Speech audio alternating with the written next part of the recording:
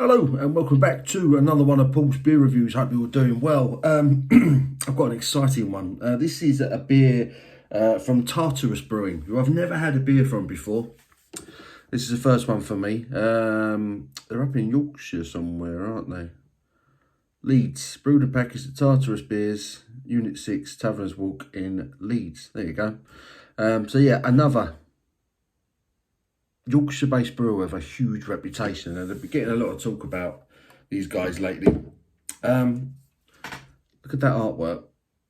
One thing, their artwork, they always do amazing artwork on their beers.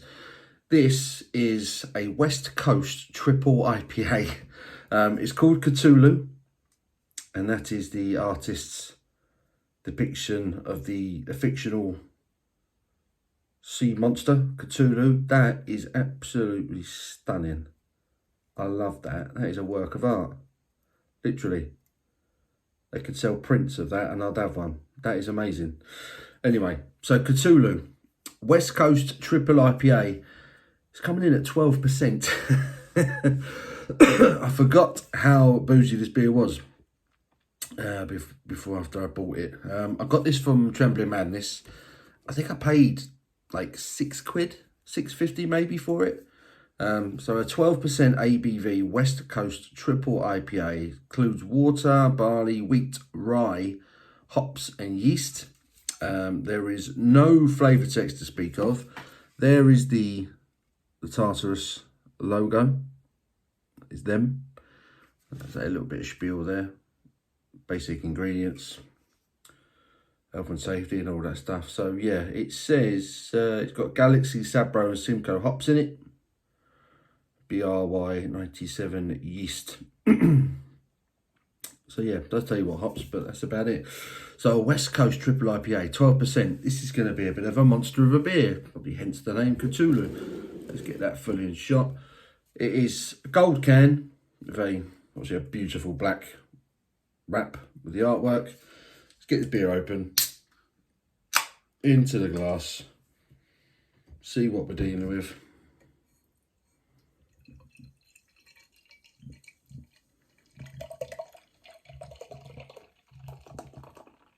Pour a little bit in just to get started. There, look at that. All right, let's give this a bit of a swirl. So for a 12% beer, that's developed quite a bit ahead. Give that a dink. Struggling to clear my throat. There we go. It certainly looks like a Westie. It has got that sort of slightly darker amber gold colour to it. Slightly clarity. There is clarity to it, but it is a touch of haze. But that head isn't in a rush to go anywhere. That is hanging on to a one finger, quite tight. Certainly white, compact head. To get me snout in, see what the aromas tell us. Not a great deal, to be honest. Not a great deal. I expected a bit more on the aroma. It smells boozy. It smells like it's going to be strong.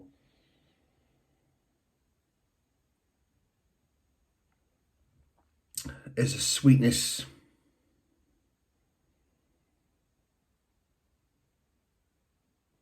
There's a slightly savoury, yeasty aroma.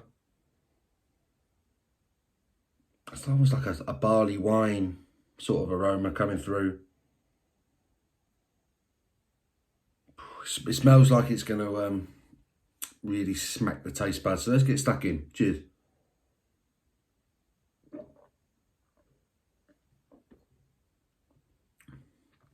Core, bloody hell.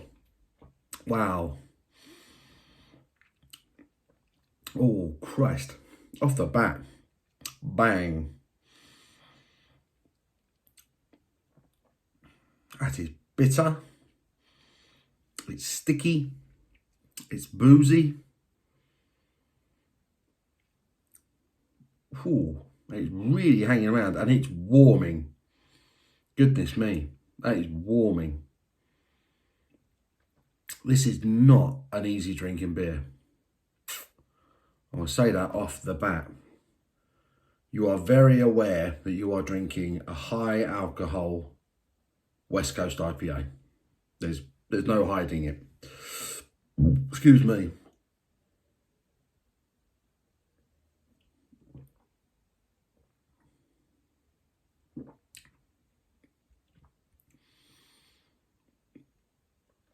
God, it's really, there's a sweetness up front.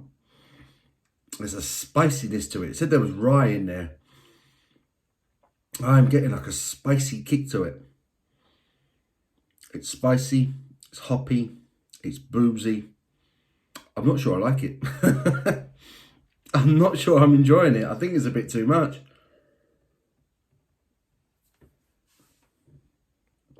Oh, what a shame. There is the thing with IPAs. Generally, I don't enjoy triples. I can't think of any triple IPAs off the top of my head that I've actually really enjoyed. But then at the same time, the only triple IPAs I can really remember having have all been more of a New England style. That's soft, fruity, no real bitterness to it. But there is that kind of resinous, sort of sticky finish to all of them. This one has that resinous, sticky, boozy finish, but there's also crazy bitterness, which you would expect from the style.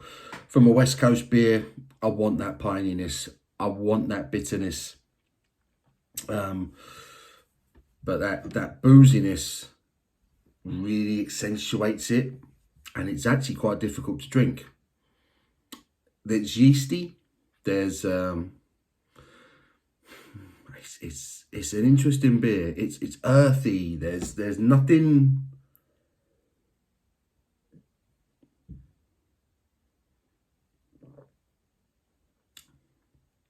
I think on arrival there's like a touch of grapefruit, a touch of citrus, but raw, it's quickly lost to bitterness, that clawing bitterness. I feel like I've just put like a really strong, like a really mature lump of cheddar in my mouth, and it's scraping away at the insides of my mouth. And there's that boozy warmth, that 12%. Nah, this is not an easy drinking beer. This is one I'm going to take my time with. It's not horrible by any stretch. It's not unpleasant. In fact, it does exactly what it says on the tin, really. It is a triple West Coast IPA. I would have liked a little bit more balance to it. But again, are you going to get a balanced 12% triple IPA? Probably not. Probably not. Gosh, it's got a really long lasting flavour to it. This is an experience. This is an experience.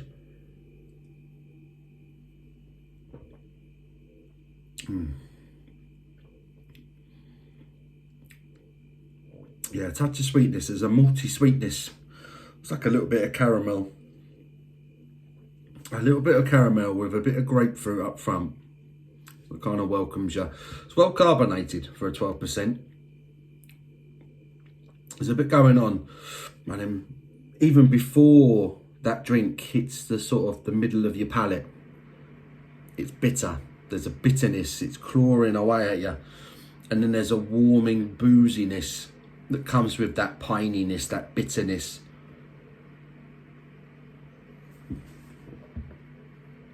Whoa. Yeah, I knew when I smelt it, I thought this is going to be, it's going to be a big beer. It's never going to be an easy drinker. Yeah, I just don't think triple IPAs are my thing. I think that's what I can take from this review. I'm going to finish it. It's good. It's very well made. It's very well made for a triple West Coast IPA. But there is one thing for sure. There is no way I would want another one. At least not today. This is a one-time thing. But I mean, that artwork. I think the can wrap's better than the beer. I'm enjoying the can more than I'm actually enjoying the beer. It's very well made. They're lacing on the glass. Bit of quality. Good bit of brewing. Colour of that. That's it, sediment. Slight haze. It is good. It is good. It's just a bit too much. It's just a bit too much for my own personal taste. Yeah, it is what it is. It's a very, very good example of a triple West Coast IPA. Have you guys had a triple West Coast IPA? As I say, it's the first one I've come across, and I was keen to have something from Tartarus and Cthulhu. Very cool. I'm glad I've tried it, but I don't want it again. I don't want it again, and I don't think I'm going to be in a rush to have another triple West Coast IPA. Let's put it that way. In terms of a score, it's a very nicely made beer. It's a very well made beer. It's just not to my taste, I don't think. I'd like a West Coast IPA for what they are. As soon as you start getting to kind of double 8% upwards territory, I think some of the flavours can overpower different elements. And the one thing I do like about a West Coast IPA in general is the balance. You get the malt, you get the hops, you get the pininess, the bitterness, but there's generally a balance to the style. That's one of the things I do like about it. And I just think the bitterness and that booziness is so pronounced on this. I think it's just taking away from the style, but that's just my own opinion. But that's a hell of a beer. It's a hell of a bit of brewing. I'm going to give it a 6 out of 10. It's definitely above average. It's definitely very different. It's a bit of a special beer, this one. Worth a try if you see it on Trembling Madness on the Tartarus website. I do recommend giving it a go.